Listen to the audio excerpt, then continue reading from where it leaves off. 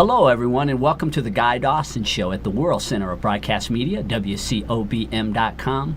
My name is Guy Dawson, and I am the managing member of Classic Communications, a full-service media and marketing company. And if you would like to bring greater recognition to your business, your organization, or yourself personally, please get in contact with us at 702-845-6129 or visit our website, classiccommunications.net. We are broadcasting to you live from the Gene Woods Racing Experience in fabulous Las Vegas, Nevada, just a stone throw. Woo! That was a long one. Elongated. Yeah. You elongated the takeover this time. It's from my diaphragm. The idea is that I'm throwing the stone because we're very close to the Las Vegas Strip, and Yes. The queen of all media, Corintha Turveline, is, just as all my other co-hostesses have done, has completely hijacked my intro. It's She's my just job. nicer about it. Yes. At least you're nicer about it. Oh, good. I'm glad to hear that. No, my name's Corintha Turveline. I'm excited to be here, and we're excited to interview you about your special organization, the important work that you do. Yeah, please welcome Debbie Mack. She is with Compulsive Eaters Anonymous. It is an organization that is helping a lot of people to live better lives by helping them to be healthier, really, right? I mean, it's about good health, both emotionally and physically. Yes, absolutely. And thank you so much for having me. I'm really excited to be here. We do, it's more of food addiction than health reasons. The health benefits come with eating properly. I mean, what you put in your body is part of your health and well-being, and it definitely it affected my health and well-being. I'll speak for myself, because when I was 13 years old, I was over 198 pounds, and I tried Weight Watchers and I tried all the diets, but they didn't really work for me, because once I started eating, I couldn't stop. And I remember there were times when I would go to the kitchen and get 5 plates of food and not know why. So it really, the health benefits come along when I got abstinent, by the grace of God, because I couldn't have done it myself. How does a person know that they are a food addict? How do you know that? Because there are a lot of people out there that say, well, I eat a lot. As a matter of fact, in this country, we have things like hot dog eating contests, and people eat competitively in this country. So how would a person really know when it got to the point of being an actual addiction to food? Well, I think it's an individual choice, and if you think you have a problem with food, you probably do. You know, they say if it quacks like a duck, it's usually a duck, you know? I mean, for me at 13, I knew that food was a problem when I couldn't stop, and I wanted to. And that was a huge, huge problem for me when I was actually get really depressed and suicidal, where I didn't want to go on anymore because I didn't know how to stop. Until I actually found the program in 1998 and was able to have some recovery in that area, and then the disease came back, and I started eating again. So for 10 years I really struggled to put any time together, and now I have actually maintained my weight for 10 years now and hadn't had sugar and white flour in 11 years, which is a miracle. Yeah. Congratulations on that, because I'm sort of my personal lifestyle. I'm sort of making some interesting food choices right now, with where I've found out some interesting things about factory farming and what they're doing with meat nowadays, and I know you already know a lot of that.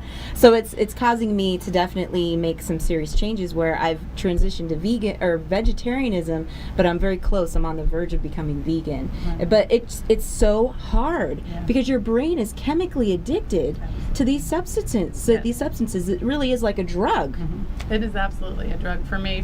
I got high from food, and once I started, I could not stop.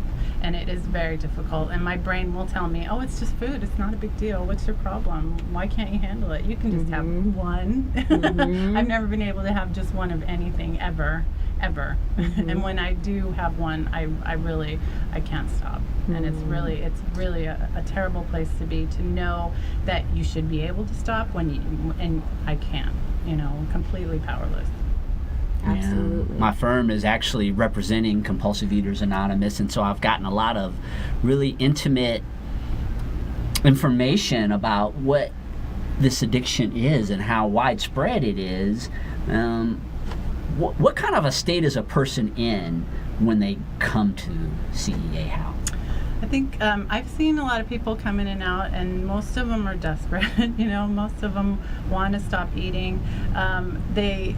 They see what we do and don't think that they can do it. I know for me, I didn't think I could possibly do what we do and still be okay and not eat compulsively, because that's what we're so used to. I did it all my life. Well, how am I going to stop now? What are you going to tell me that's any different than any diet I've already tried that I failed at, which was devastating. We come in hopeless, I think, and kind of we're the last house on the block, especially if people aren't familiar with 12 steps and they don't know really that they think maybe it's just another diet that might not work, because that for me, I was really I was just hopeless. I didn't have any hope that I could stop eating compulsively. And when I see people who actually have long-term recovery, I am amazed, and I know if I do what they do, I can have what they have. And I've never experienced that in my life. I didn't think I could have that until I started just doing what my sponsor told me. And I'm grateful, by the grace of God, like I said, that I don't have to eat compulsively. And there's a whole nother life out there, and that I get to be happy, joyous, and free from food addiction. Because I would think about food. I would think about where I was going to get it, how I was going to get it, when I was going to eat it, what I was going to look like. Worrying about weight and how the health concerns and everything that goes along with compulsively eating, not being able to walk, and just laboring to breathe. It's very difficult when you have so much weight on your body. You can't it's hard to move. And people say exercise and do all these things. Well, you can't do that when you're a compulsive eater. I had a really hard time in school, and just it's really hard to live as an obese kid. It's just not fun at all. Definitely.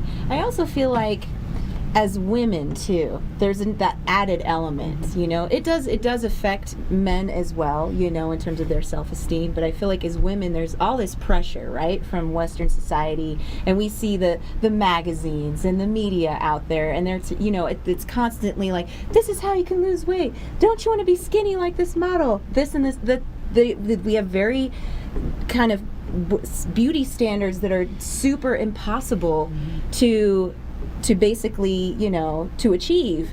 And yet, they wonder why we have so many issues with eating in this country. And I'm like, well, look what you're putting out in the media. Yeah, that's just another obsession to try and control and enjoy my eating, to buy the exercise, buy the new diets, and they make a lot of money doing that because people want a solution and they think that might be it. But if you're doing something that's not sustainable and you can't maintain, how long are you going to do it before you gain the weight back, And it really, for me, it was always, I'm going to do this until I start eating again, and that's what I would do. I would even try to manage it by not eating all day, and then when I started eating, because I knew when I started eating I wouldn't be able to stop, so I would not eat all day and then just have my meals at night, and then once I started eating at night I couldn't stop, so I would just gain all the weight again, so it was never something I could sustain. This program, it's free.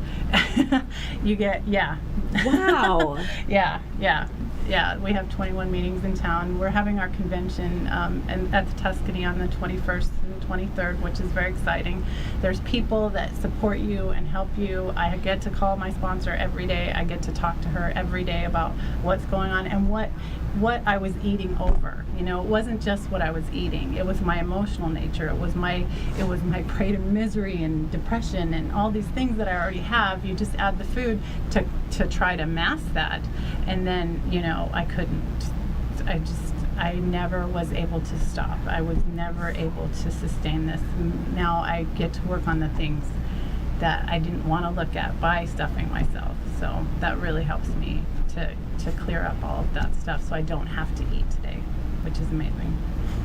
One of the things that has really impressed me about this program is that you see people and they lose weight and there's all these fad diets like you were talking about, Corintha, and then 6 months later, sometimes a year later, they've gained the weight back and then some. And when I sit down with the group a lot because we're working on things related to really promoting this program. I'm a big believer in it, and we talk about the long lengths of abstinence that people have from flour, from sugar, and it's just amazing to see that there's something that they're onto. I mean, you just cannot deny it when you see these yo-yos, right? Yo-yo dieting, is that what they call it? Where a lot of people they're on a diet, they're off a diet. I mean, I got members of my family that have been on diets for 40, 45 years. But these people in this program, there are men in there, not many, but there are men in the program, and they are really doing it. They have tapped into something that is really enabling them to deal with their addiction. Absolutely, yes. That was the thing too that I was attracted to. My sponsor has 26 years without sugar and white flour and has lost 120 pounds and maintained it for that much, which is incredible to me. I just, that there's something else happening there, because that's not possible. I don't think you ever see anybody do that, and I've never seen anybody do it. I didn't even think it was possible until I met her, and I'm so grateful that, I know for a fact that God is doing for me what I can't do for myself. I know for a fact, because I was never able to stop. I would always want to stop and wake up in the morning and go, okay, today's the day, I'm gonna do it. And by 10 o'clock I would be eating compulsively and wouldn't be able to stop. And it's very, very hard to live that way. It's hard to get up in the morning, it's hard to get out of bed, but I'm grateful that I don't have to do that on a daily basis. It's really a miracle. We definitely live in a society that promotes compulsive eting. Oh yeah, I mean, absolutely. Everything. I was in the grocery store yesterday, and I just wanted to go in and get a snack really quick. You know how you're out on the road and you just want to stop, grab something really quickly, and it's like the whole front of the store is all carbs. I mean, it's just, they force you to have to go all the way to the back to get to the fruit or the meat or anything that's not processed is all pushed in front of you. Basically, they're just steering you to eat compulsively, right? Because that sugar triggers you to, and I'm not a doctor or anything, I'm not, well, please don't, I don't know if I have to do a disclaimer about that, but what I'm saying is, it's so prevalent in our society is that they actually, we're programmed to be compulsive eaters. Yes, it is. Even in the schools, they don't take out the sugar and flour. They're feeding it to the kids because they're addicted too, probably. And I know my son has issues, and it's really hard. I have to pack his lunch because the food that they're giving them is not healthy. It's really not.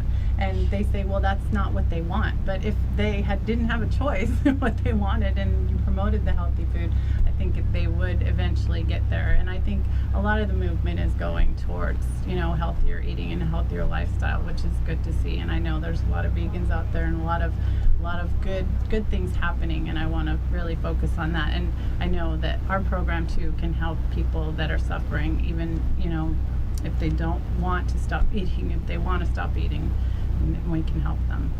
Yeah, because I don't even look at the stuff that's in. I don't even notice it, which is amazing. Because that stuff always was the minute I thought it, I had to go eat it.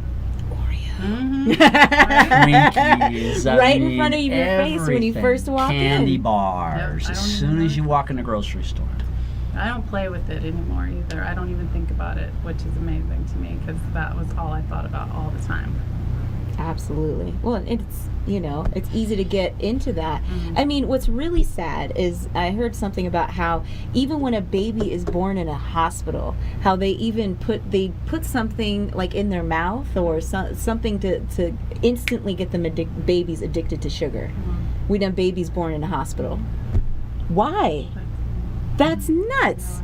I don't understand the mentality behind that. But, part of it, I think, is this whole kind of food culture that we have in this country, right? Where it's all about processing as much food as possible so that we can sell, and that's really what it's about, unfortunately. And it should be more about sustainable, ecological ways of looking at our food, and better, healthier ways of looking at our food and what we're feeding to our kids. Because I even see, I think about these kids that are growing up, and they're literally you see these 16-year-olds that are looking like 20-year-olds now, and it's because of what they're eating. Yeah. Yeah. You know? And not everybody has food addiction. I mean, if you put something in your body and you crave it more, usually that means you're addicted. But some people don't have the allergy, and that's a different story. But there are 400-pound 14-year-olds that can't stop eating, and they tell them to run. Really? You can't even walk when you're 400 pounds, let alone run. And that was the thing. I've never exercised. I don't exercise. I maintain this weight by eating what I eat, which is amazing. You look amazing, Thank you. by the way. I'm really jealous. I am amazed every day. It's all because of what I eat, really, because I don't exercise on a regular basis. I don't have to kill myself. That's the thing. Is I had to kill myself when I was compulsively eating just to survive, and now it's amazing. It really is amazing when I put down the food that I can have a different life, and I can look really amazing, and like that stuff is incredible to me, because it's not something I always wanted to be thin, but I just never knew how, and this for me is how, and it's been working, and I don't want to ever change it. What else is different about your life now? Obviously, you look great. Your weight is definitely under control. How are you different in other ways since you've been in this program? I was painfully shy. I would not speak to people. I would stutter when I spoke to people. I could not I could never do this. Like, this is amazing to me, just to be here and to be with you guys and just to talk to you. It's really incredible that my self-esteem is amazing today. I used to really think really bad about myself, that I couldn't do anything, that I was worthless, that I was not worth anything, and a lot of that emotional stuff translated to what I would do to myself, in order to stuff that. And today I try to give myself affirmations and try to encourage myself to do the right thing, and just to be a part of life. I was never a part of life. I would wake up, eat, go back to bed. That's my day. That was my day, and I was probably clinically depressed because I was not participating in life at all. Today I get to show up and be a part of life, which is amazing. And it is because of the food, because I wouldn't be here if it wasn't for the food. I know I would be dead by now, or tried to kill myself at least. So, yeah, that's fun. I just wonder how many other people there are out there, and because we have to eat. It's one thing if you're an alcoholic or a drug addict, and That's true. You don't need liquor or drugs to live, but you need to eat to live. We have to eat.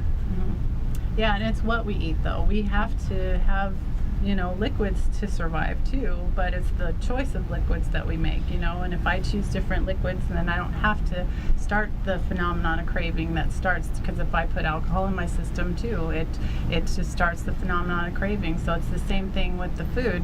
If I don't put those substances in my body, I won't crave them, and then I get to work on really the stuff that the day-to-day, trying to clean up all the stuff that I need to do and work the steps. And it's a 12-step program for food. So.